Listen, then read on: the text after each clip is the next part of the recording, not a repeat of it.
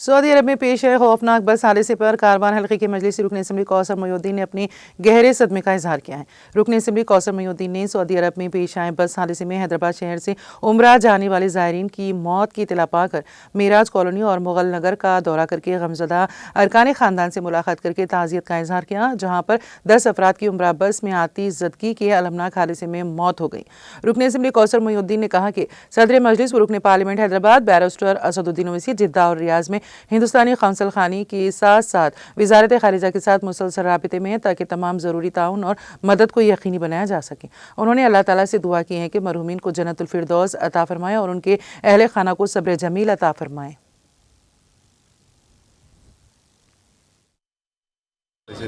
صاحب بھی دلی میں صاحب بھی بات کر رہے ہیں، وہاں پہ کمیٹی کو فارم کر دیے اپنے تلنگانہ کے ایک IAS آفیسر ہے سینٹرل میں رہتے ہیں ان کو، اور یہاں کے چیف سیکرٹری کو کمیٹی فارم کرے MP صاحب سعودی عرب کی گورنمنٹ سے یہاں کی گورنمنٹ بات کر رہی ہے ان لوگوں کو۔ ان شاء اللہ 1-2-4 گھنٹے میں رزلٹ آیا تھا کیا ہے۔